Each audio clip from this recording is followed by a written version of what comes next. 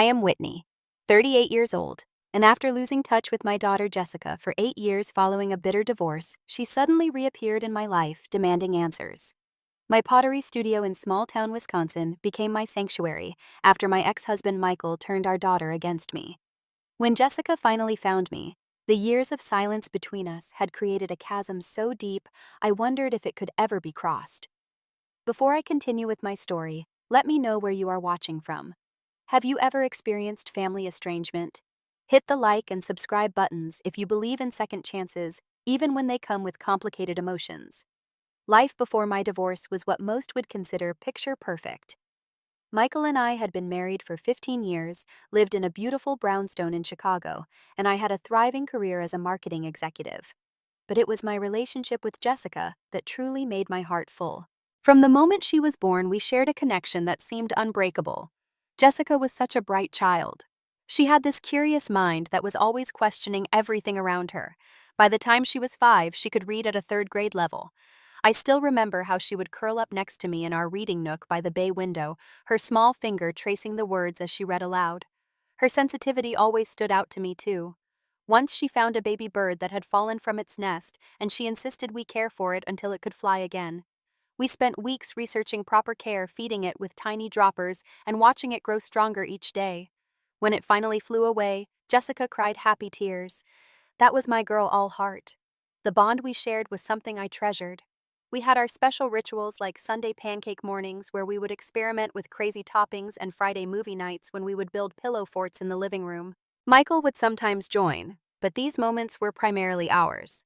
What no one knew, not even Michael, was that I struggled with depression and anxiety for years. I hid it well behind carefully applied makeup and forced smiles. I was raised in a family where you simply did not talk about mental health issues.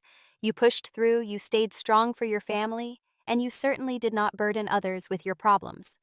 So I suffered in silence, having occasional panic attacks in bathroom stalls at work, or crying quietly in the shower where no one could hear me.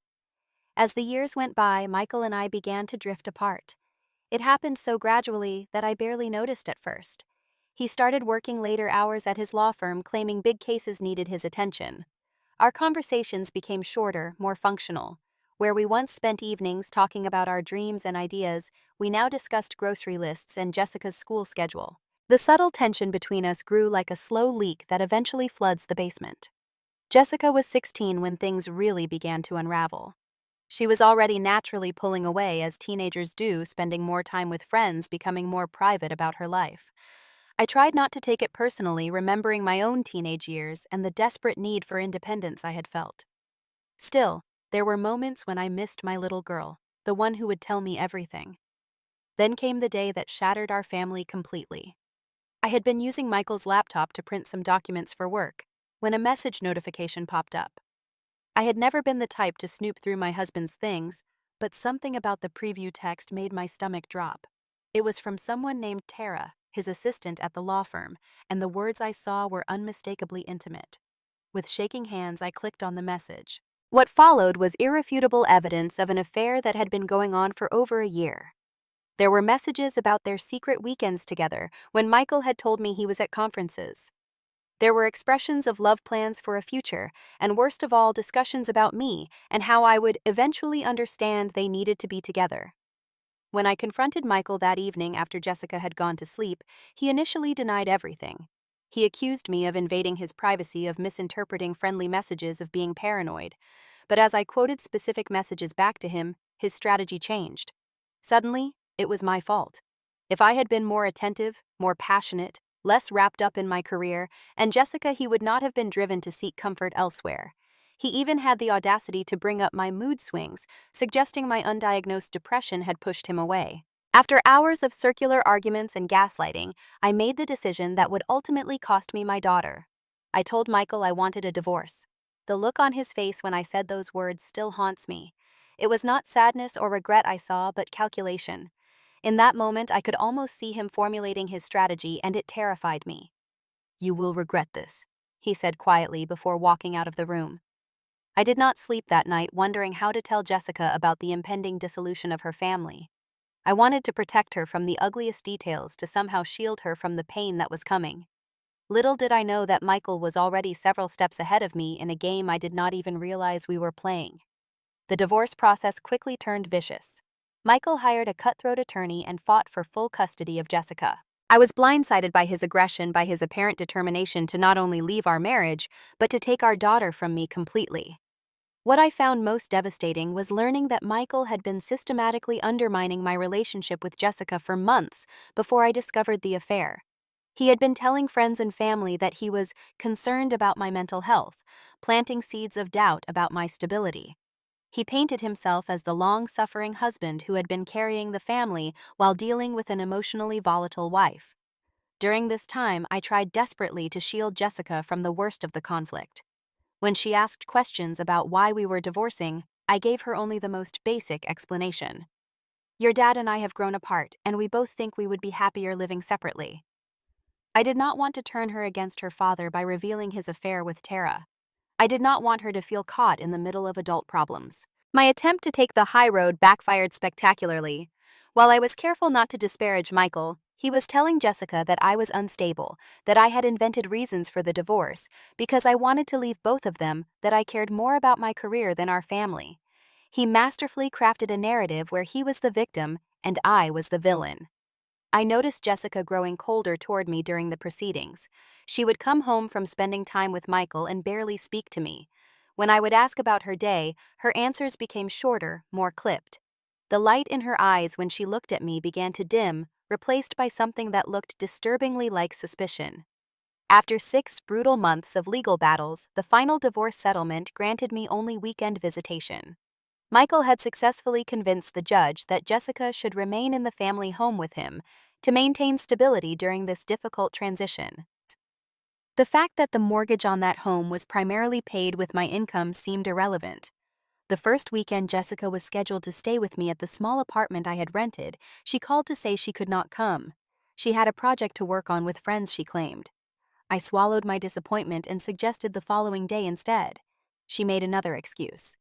When the next weekend approached, the pattern repeated.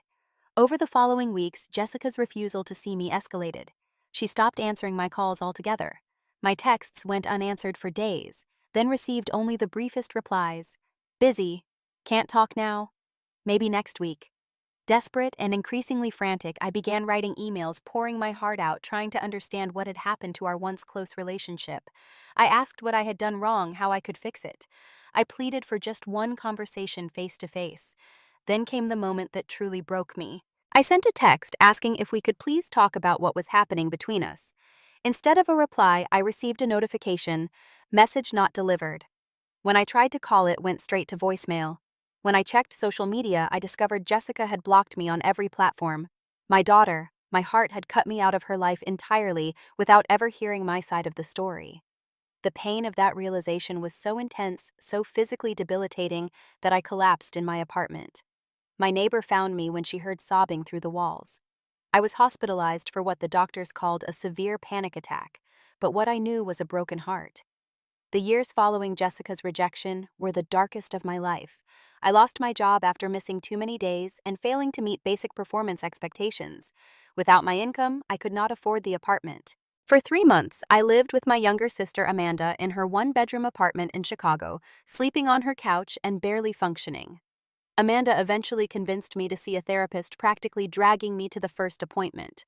The diagnosis of clinical depression was not surprising, but having it officially acknowledged was strangely validating. Starting medication was a difficult decision for me, having been raised with the idea that psychological problems were simply weaknesses to overcome through willpower. But I reached a point where I recognized I needed help beyond what determination alone could provide. Whitney, you cannot pour from an empty cup, my therapist Dr. Lewis told me during one particularly difficult session. You need to rebuild yourself before you can rebuild any relationship with Jessica. When Amanda was offered a teaching position at a small college in Wisconsin, she suggested I come with her. A fresh start, she called it. With nothing keeping me in Chicago except painful memories and the diminishing hope of running into Jessica somewhere in the city, I agreed. The small town of Lakeside, Wisconsin became my unexpected sanctuary. The slower pace and tight-knit community were initially uncomfortable for someone accustomed to city anonymity, but gradually became comforting. Amanda encouraged me to take a pottery class at the local community center, thinking it might be therapeutic. That first day, sitting at the wheel, feeling the clay respond to the pressure of my hands, something shifted in me. There was something profoundly healing about creating something from nothing, about the tactile connection between my intentions and the material taking shape before me. When I produced my first wobbly, imperfect bowl, I felt a spark of genuine pride for the first time in years. The instructor, an older woman named Grace, took a particular interest in my progress. "You have a natural talent," she told me after class one day. "Your pieces have soul." Pottery became my lifeline. I took every class available, then began practicing for hours in the community studio. As my skills improved, I started to develop my own distinctive style, creating pieces that told stories through texture and form. Many of my early works expressed my grief, featuring jagged edges and dark glazes. But gradually, more hopeful elements appeared, lighter colors and smoother curves, finding their way into my creations. With Amanda's encouragement and financial support, I opened a small pottery studio in a converted garage behind our house. I began selling pieces at local craft fairs, then to a few boutiques in nearby towns. Slowly, my work gained recognition. A regional art magazine featured my story, the marketing executive turned artist, who found healing through clay. As I rebuilt my professional identity, I also attempted to rebuild my personal life. Amanda introduced me to David, a literature professor at her college. He was kind, intelligent, and patient. For several months, we dated casually, enjoying conversations over coffee and walks along the lakeshore. But when he began to seek deeper emotional intimacy, I found myself pulling away. The walls I had built around my heart after losing Jessica were too high, too thick for me to dismantle so easily. "I cannot be what you need right now," I told him honestly one evening. "There are parts of me that are still broken." David understood, and though our romantic relationship ended, we maintained a friendship that added richness to my new life. Throughout these years of rebuilding, Jessica remained a constant absence, a negative space that defined the contours of my days. Each year on her birthday, I established rituals to honor the connection I refused to relinquish. I would write her a letter detailing my year, my growth, my continuing love for her, letters that were never sent but carefully stored in a box under my bed. I would create a special pottery piece that somehow represented her at that age, imagining how she might be changing and growing without me there to witness it. Through mutual acquaintances and occasional social media glimpses from accounts where I wasn't blocked, I managed to learn fragments about Jessica's life. I discovered she had been accepted to Northwestern University studying marketing like I once did. I learned she had graduated with honors and secured her first job at a digital marketing agency in Chicago. Each piece of information was both precious and painful, a window into a life I was no longer part of. I kept a small album of these secondhand updates, newspaper clippings of the Northwestern debate team where her name was mentioned, a program from a charity event where she was listed on the organizing committee. It was a shadow version of the Proud Mother collection I should have been building, but it was all I had. In my pottery and in my quiet life in Lakeside, I found a measure of peace. The acute pain of loss gradually transformed into a chronic ache, something I learned to live with rather than something that threatened to destroy me. I built friendships, established a successful business, and even began mentoring young artists at the community center where my journey had begun. But always in quiet moments, when I would see a mother and daughter laughing together in the town square, or when I would catch a glimpse of a young woman with Jessica's height and build, the grief would wash over me anew, reminding me of the piece of my heart that remained missing. 8 years after Jessica blocked me from her life, I was participating in an upscale art fair in Chicago, something I did twice yearly to maintain connections with urban clients and galleries. My pottery business had grown significantly, with my pieces now selling in boutiques across the Midwest and featured in several home decor magazines. The Whitney Carson pottery brand had become known for pieces that combined functionality with emotional depth, what one critic called vessels that hold more than just physical contents. My booth at the fair was busy that Saturday afternoon. I was explaining the inspiration behind a series of nesting bowls to an interested couple when I glimpsed a familiar profile in my peripheral vision. My heart stuttered in my chest. Even after 8 years, even with the changes maturity had brought to her features, I would recognize my daughter anywhere. Jessica was standing at the edge of my display, pretending to casually examine a large serving platter. Her hair was shorter now, professionally styled in a way that framed her face beautifully. She wore a tailored blazer over a simple blouse, looking every bit the successful young professional at 24. I somehow managed to finish my conversation with the couple, even completing their sale on autopilot, while my mind raced and my hands trembled slightly. When they left, Jessica stepped forward, still maintaining the pretense of being just another customer. "These are beautiful pieces," she said, her voice so achingly familiar, yet more mature than in my memories. "How long have you been working with clay?" I stood frozen, unable to speak for a moment. Did she not recognize me?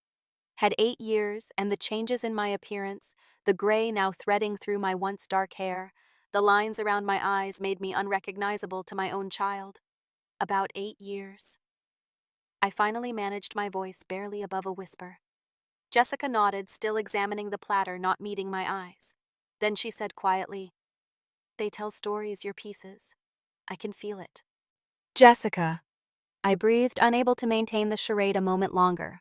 Her eyes finally lifted to mine, and in that moment I saw the recognition, the confirmation. "Mom," she said, and that single word contained a universe of conflicting emotions. My heart thundered in my chest, joy and fear and hope and pain, all colliding in a storm of emotions so intense, I gripped the edge of my display table for support. Here was my daughter standing before me after 8 years of silence, looking at me with eyes that held questions, but not the immediate rejection I had feared. "Could we talk?"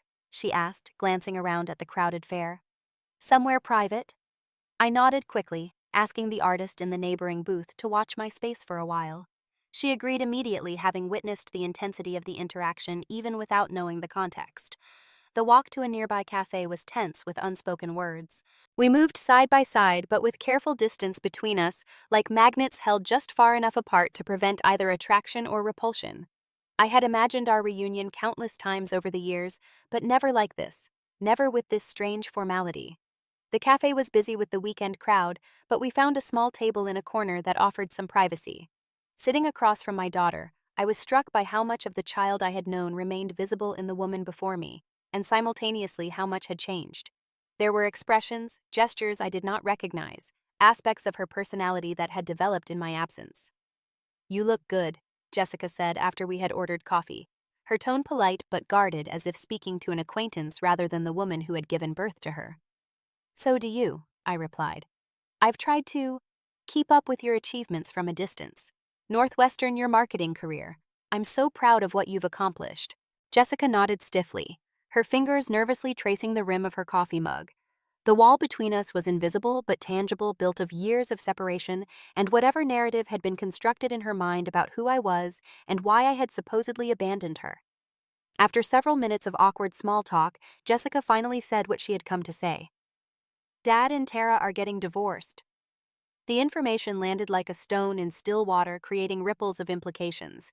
Michael and the woman he had left our family for were now themselves separating. "I'm sorry to hear that," I said carefully, unsure what reaction she expected from me. "I found something while helping him move some things out of the house," Jessica continued. "He asked me to go through his old home office computer to transfer some files, and I found emails between you and him during the divorce." My breath caught. Those emails contained my desperate pleas to see Jessica, to understand why she was pulling away, and Michael's cold responses claiming she wanted nothing to do with me.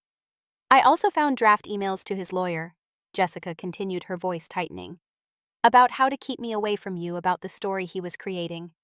She looked up at me, then her eyes suddenly fierce. "I want to hear your side. After 8 years, I think I deserve to know what really happened." I sat across from Jessica, my hands wrapped tightly around my coffee mug to hide their trembling. For 8 years, I had dreamed of the chance to tell my daughter the truth, but now that the moment had arrived, I found myself overwhelmed by conflicting emotions. There was joy at having this opportunity, anger at being ignored for so long, and fear that whatever I said might push her away again. Where should I start? I asked, my voice steadier than I felt. "The beginning," Jessica said. "Why did you and Dad really split up? He always told me it was because you wanted out, that you were unhappy with family life and wanted to focus on your career instead." The familiar pain of that lie twisted in my chest. "That's not what happened, Jessica. Not at all." I took a deep breath and began the story I should have told her 8 years earlier, the truth I had hidden to protect her from adult problems she was too young to shoulder. I explained about finding the messages between her father and Tara about the year-long affair that had been happening behind my back. I detailed the confrontation, Michael's denial and gaslighting, and my ultimate decision to file for divorce when it became clear he had no intention of ending the relationship. As I spoke, Jessica's expression shifted from skepticism to shock. "He said you were the one who cheated," she said quietly. "He told me you had an affair with someone from your office, and when he found out, you turned it around on him." The cruelty of that lie left me momentarily speechless. "Jessica, I never cheated on your father, not once in our marriage." "Do you have proof?" she asked. And though the question hurt, I understood her need for verification after years of believing a different narrative. "Yes," I said. "I kept everything. The original messages, I found emails, photos, everything that proved what really happened. I couldn't bring myself to delete them, even though looking at them was painful. Some part of me knew I might need them someday." "I want to see them," Jessica said firmly. "They're back in Wisconsin, but I can send you the digital copies tonight when I return to my hotel." Jessica nodded, then asked the question that cut the deepest. "Why didn't you fight harder for custody? Dad said you were offered joint custody, but turned it down because you didn't want the responsibility." I could not contain my gasp of pain. "Jessica, that is absolutely false. I fought with everything I had to maintain my relationship with you. Your father hired an aggressive attorney and painted me as unstable. He used my undiagnosed depression, which I had hidden from everyone, as evidence that I was an unfit mother. He had been laying groundwork for months before I even knew what was happening, telling friends and family he was worried about my mental health." I could see doubt warring with growing realization in Jessica's eyes. "But then, after the divorce, why did you just disappear? You never called, never tried to see me." This misconception stunned me. "Jessica, I called you every day for months. I sent texts, emails, letters. I showed up for every scheduled visitation, but you always canceled at the last minute. Do you really not remember that?" Her brow furrowed. "I remember you calling a few times right after, but then it stopped." "It didn't stop," I said gently. "You blocked my number, blocked me on social media. Every attempt I made to contact you was either blocked or ignored. I blocked you because Dad showed me texts from you saying you needed space, that it was too hard to maintain a relationship with me while you were rebuilding your life." Jessica said, confusion evident in her voice. The realization of Michael's manipulation hit me like a physical blow. "I never sent those texts, Jessica. Your father must have created fake messages to show you." Tears welled in Jessica's eyes. "He wouldn't do that." "The emails you found on his computer," I said carefully. "What did they say exactly?" Jessica wiped at her eyes. "They were about strategies to keep you from seeing me. There were emails to his lawyer about making sure visitation would be difficult to maintain, about how to—" She paused, swallowing hard. "About how to turn me against you." We sat in silence for a moment, the weight of 8 years of deception hanging between us. "I've been so angry at you," Jessica finally said, her voice breaking. "For years I've believed you chose to walk away, that you abandoned Dad and me for a new life. I've pictured you happy without us, not caring that I was hurting." The pain in her voice cut through me. "Jessica, leaving you was never my choice. Losing you has been the greatest sorrow of my life. There hasn't been a single day in 8 years that I haven't thought about. You missed, you loved you." Jessica's tears fell freely now. "Why didn't you tell me about Dad's affair back then? Why did you let me believe whatever he told me?" "I was trying to protect you," I admitted. "I didn't want to turn you against your father or put you in the middle of adult problems. I thought I was doing the right thing by taking the high road, but it backfired terribly. That's the biggest regret of my life." As our conversation continued, I could see Jessica struggling to reconcile the mother she had demonized in her mind with the woman sitting before her. She asked pointed questions, some tinged with lingering doubt, others with dawning understanding. When I explained how losing her had led to my complete breakdown, losing my job, and nearly my will to live, Jessica's expression hardened slightly. "So, now I'm supposed to feel guilty?" she asked defensively. "No," I said quickly. "You were 16, Jessica. You were a child being manipulated by an adult you trusted implicitly. I've never blamed you for what happened. The responsibility was your father's, not yours." Jessica shook her head. "But I should have known better. I should have questioned things, should have at least heard your side before cutting you off completely." "You were a teenager caught in an impossible situation," I said gently. Your father was there every day influencing your perspective. It's not surprising you believed him. We talked for nearly 3 hours untangling the web of lies that had separated us. As the cafe began to close, Jessica looked exhausted, overwhelmed by revelations that were rewriting her understanding of the past 8 years. I need time to process all this, she said as we prepared to leave. I need to think.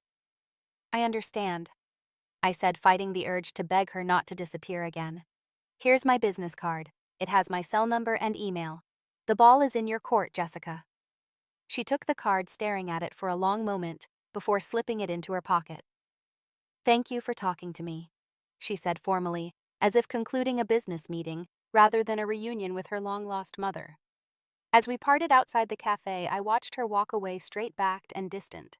I had told my truth, but I had no idea if it would be enough to bridge the chasm between us, or if this brief reconnection would be all I ever got. The drive back to Wisconsin the next day was a blur of conflicting emotions. Seeing Jessica had reopened wounds I thought had scarred over, bringing both the joy of reconnection and the fresh pain of understanding just how completely Michael had poisoned our relationship. I vacillated between hope that Jessica would reach out again and fear that she would retreat back into silence. The weight of these emotions exhausted me, and when I finally arrived home, Amanda took one look at my face and knew something monumental had happened. Jessica found me at the art fair, I explained, collapsing onto the couch. Amanda sat beside me, her expression a mix of concern and cautious optimism. How did it go? I honestly don't know, I admitted. She found evidence of Michael's manipulation and wanted to hear my side of the story. I told her everything, showed her as much proof as I could. She seemed shocked, confused. She said she needs time to process it all. That's understandable, Amanda said. Her entire worldview just got turned upside down. In the following days, I struggled with whether to reach out to Jessica again. Part of me wanted to send a follow-up email to make sure she knew how much the meeting had meant to me. But another part, the part that had learned painful lessons about self-protection, cautioned against pushing too hard. I discussed this internal conflict during my next therapy session with Dr. Lewis, who had continued to support me through the years. What are you afraid will happen if you reach out? She asked. That she'll see it as pressure. That she'll shut down again. That I'll lose whatever small opening might exist, I replied. And what are you afraid will happen if you don't reach out? That she'll think I don't care enough. That she'll interpret my silence as indifference. Dr. Lewis nodded thoughtfully. It sounds like you're trying to protect both Jessica's autonomy and your connection with her. That's a delicate balance. What would you do? I asked. I can't answer that for you, Whitney, but I think it's worth considering what you need from this relationship now, not just what Jessica needs. 8 years ago, you prioritized her feelings above your own, and it led to misunderstanding. What does the Whitney of today need to feel safe in rebuilding this relationship? Her question struck me profoundly. What did I need? For so long, I had been focused solely on the possibility of reconciliation, willing to accept any terms that would bring Jessica back into my life. But the woman I had become during these years apart had learned painful lessons about self-worth and emotional boundaries. As memories of Jessica flooded back, I found myself remembering both the joy of our relationship and the devastation of her rejection. I recalled the birthday letters written and unsent, the pottery pieces created in her honor, the small celebrations of her accomplishments held in the privacy of my studio. I remembered the panic attacks, the hospitalization, the long climb back to emotional stability. All of these experiences had shaped me, had built the woman I was now. 3 weeks passed without word from Jessica. I had sent the digital copies of the evidence she requested the night of our meeting, receiving only a brief "thank you" in response. As days stretched into weeks, I began to accept that perhaps our cafe conversation would be our only interaction, a brief window into what might have been. Then, on a rainy Tuesday afternoon, as I was glazing pieces in my studio, my phone rang with an unfamiliar Chicago number. Hello? I answered, my hands still wet with clay. Mom. Jessica's voice came through, hesitant but clear. It's me. Can we talk? The simple word "mom" from her lips sent a wave of emotion through me so powerful I had to sit down. Of course, I managed. I'm so glad you called. What followed was a difficult but necessary conversation. Jessica had questions, many questions about the past and about what had happened to me in the years since our separation. She wanted details about the divorce, about my life afterward, about how I had ended up as a potter in Wisconsin. I answered everything honestly, neither minimizing the pain I had experienced nor using it as a weapon to make her feel guilty. When she asked about my hospitalization after she blocked me, I told her the truth about how deeply her rejection had affected me, but emphasized that I understood she had been manipulated into her actions. Near the end of the call, Jessica said something that simultaneously gave me hope and reinforced the need for caution. "I'm angry at Dad now," she said. I confronted him with what I found, and he tried to spin more lies until I showed him the emails I discovered. Now I don't know who to trust anymore. "I'm sorry you're going through this," I said sincerely. "It's an awful position to be in. Would it be okay?" She paused. "If we talked again, maybe in person next time. I'm going to be in Milwaukee for a work conference next month. We could meet for lunch if you're free." "I'd like that very much," I said, careful to temper the joy in my voice. After we hung up, I sat in my studio surrounded by the pieces I had created during years of absence, each one in some way a reflection of the loss I had carried. For the first time, I allowed myself to truly believe that reconciliation might be possible, but I also recognized that it would not be simple or immediate. Trust had been broken on both sides, and rebuilding it would take time and conscious effort. As I prepared emotionally for our lunch meeting, I made a decision. I would open my heart to the possibility of having Jessica back in my life, but I would also maintain boundaries that protected my hard-won emotional health. I would not diminish my pain to make her more comfortable, nor would I pretend the years of separation had not changed me. I would offer forgiveness without erasing the past, and love without surrendering my strength. The drive to Milwaukee on the day of our lunch was filled with rehearsed conversations and carefully considered responses. Despite all my preparation, when I saw Jessica waiting at the restaurant table looking nervous and determined, all my planned words evaporated. In that moment, I was simply a mother seeing her child with all the complexity that entailed. Jessica had arrived at the restaurant before me and stood when I approached the table. There was a moment of awkwardness as we both hesitated between a handshake and a hug, eventually settling on a brief, somewhat stiff embrace before sitting down. "Thank you for meeting me," she said, her hands fidgeting with the menu. "Thank you for suggesting it," I replied, taking in the details of her appearance I had missed during our first emotional encounter.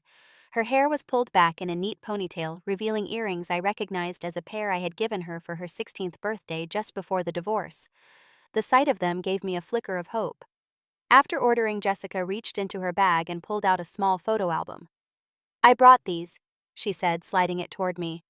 "I thought you might want to see the years you missed."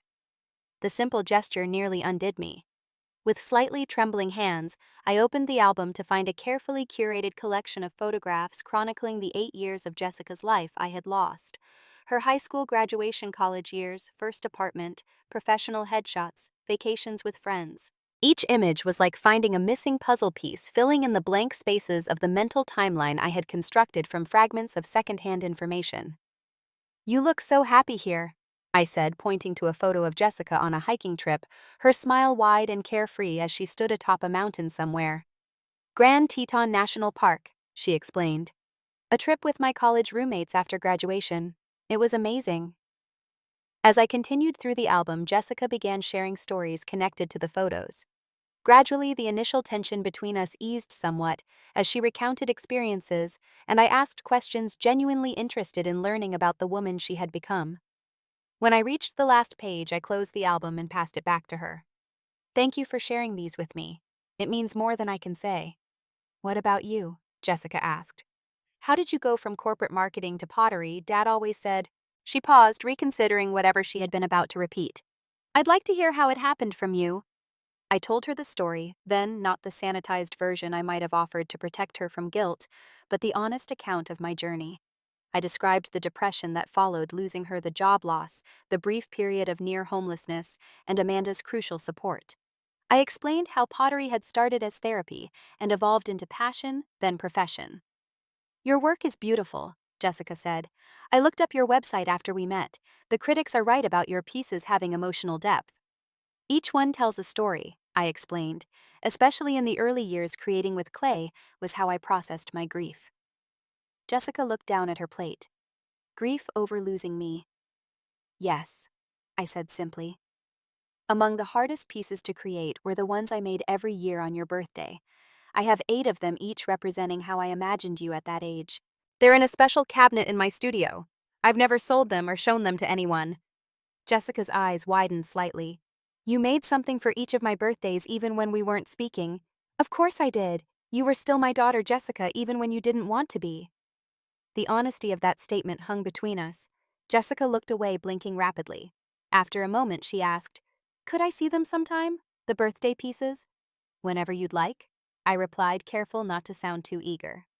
As our meal progressed, Jessica shared more about her marketing career in Chicago and her recent promotion. I told her about the growth of my pottery business and some of the more interesting commissions I had received. We were finding our way toward something resembling normal conversation when Jessica abruptly changed the subject. "I expected you to be more, I don't know, desperate for reconciliation," she admitted. "I thought you'd be falling over yourself to get back into my life, but you seem so composed, like you'd be okay if this lunch was all we ever had." Her observation surprised me. "Is that how I seem?" "A little," she said. "It's not what I expected." I considered my response carefully. "Jessica, there's nothing I want more than to have you back in my life. But the woman who would have desperately accepted any terms to make that happen doesn't exist anymore. She couldn't survive the pain of losing you." Jessica flinched slightly, but I continued. "The last 8 years changed me. I had to rebuild myself from the ground up, had to learn how to find value and purpose beyond being your mother or Michael's wife. I had to create boundaries to protect my mental health." "So you're saying you don't need me anymore?" Jessica said, a hint of hurt in her voice. "No," I replied gently. "I'm saying I've learned that healthy relationships can't be built on desperation or guilt. I want us to build something new, something honest where we both choose to be in each other's lives because it brings us joy, not because of obligation or making up for lost time." Jessica was quiet for a moment. "I don't know how to do that," she finally admitted. "Part of me is still so angry at Dad for what he did, and at myself for believing him so completely. Another part feels guilty for cutting you out without ever hearing your side, and another part is just sad for all the years we lost." "I understand those feelings," I said. "I've had them too in different ways. I think we need to acknowledge the pain without letting it dictate our future relationship. We can't erase the past, but we don't have to be prisoners to it either." "How do we move forward then?" she asked. "One step at a time," I suggested. "Maybe regular calls to start, and visits when our schedules allow, no pressure, just gradually getting to know each other as the people we are now." Jessica nodded slowly. "I'd like to try that." As we prepared to leave the restaurant, she hesitated, then asked, "Would it be okay if I came to see your studio sometime? Maybe next month. I'd like to see where you work and those birthday pieces you mentioned." "I'd love that," I said, warmth spreading through my chest at the prospect of showing her the space that had become my sanctuary and creative home. We parted with another somewhat awkward hug, but this one lasted a moment longer than the first and felt marginally less strained. In the following weeks, Jessica and I established a pattern of Sunday evening phone calls. Our conversations were sometimes stilted, sometimes surprisingly easy, as we navigated the complex territory between strangers and family. We discovered shared interests we hadn't known about, like our mutual love for historical fiction and documentary films. We also discovered differences that highlighted how much we had both changed from political perspectives to food preferences. 6 months after our lunch in Milwaukee, Jessica visited my studio in Lakeside for the first time. Showing her around the converted garage where I created my pieces felt like sharing a deeply personal journal. Each shelf, each tool, each work in progress revealed something about who I had become in her absence. When I finally opened the cabinet containing the 8 birthday pieces, Jessica stood silently before them, taking in the physical manifestation of my continued connection to her across the years of separation. "They tell a story," she said softly, echoing her words from our first meeting at the art fair. "My story through your eyes." "The best I could imagine it," I admitted. "Can you teach me?" Jessica asked, suddenly turning to face me. "How to make something? A bowl, maybe something simple." "Of course," I said, surprised and touched by the request. I set up the wheel for her, prepared a ball of clay, and stood behind her to guide her hands as she experienced for the first time the sensation of wet clay responding to pressure and intention. The bowl she created was wobbly and uneven, but the shared experience of creating it formed a bridge between us more substantial than words could build.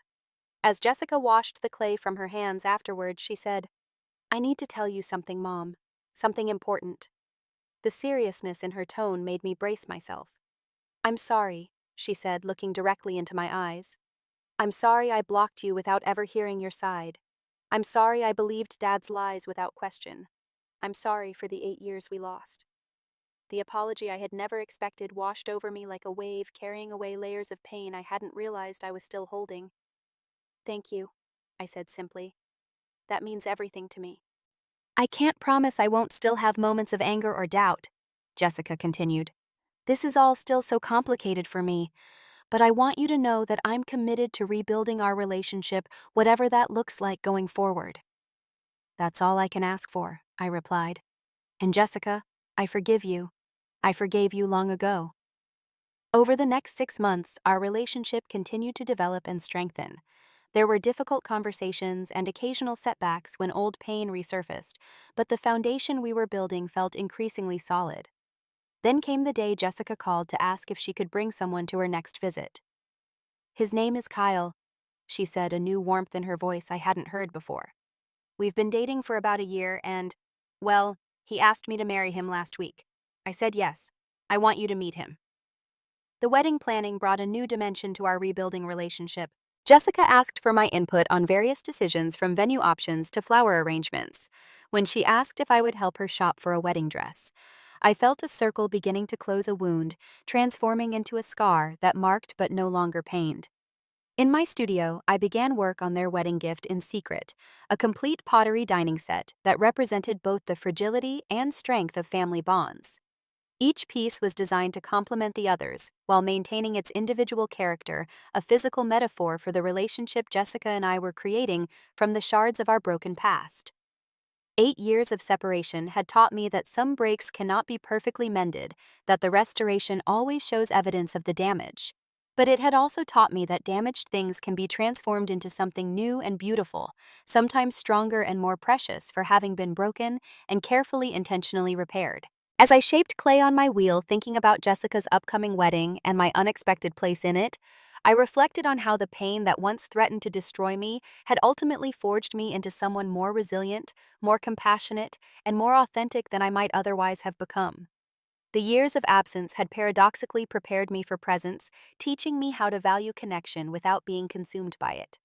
Jessica and I would never recover the years we lost, but in accepting that reality, we had freed ourselves to create something new, something honest, something that honored both our shared past and our individual journeys through pain to healing. Have you ever experienced a family estrangement that seemed impossible to repair? Did a relationship in your life break in a way you thought was permanent, only to find an unexpected path to reconciliation? Leave a comment below sharing your experience. Sometimes the deepest wounds can eventually lead to the most meaningful healing. If this story resonated with you, please like and subscribe to hear more journeys of family reconciliation. And remember that forgiveness does not mean erasing the past, but creating space for a new future. Thank you for listening to my story.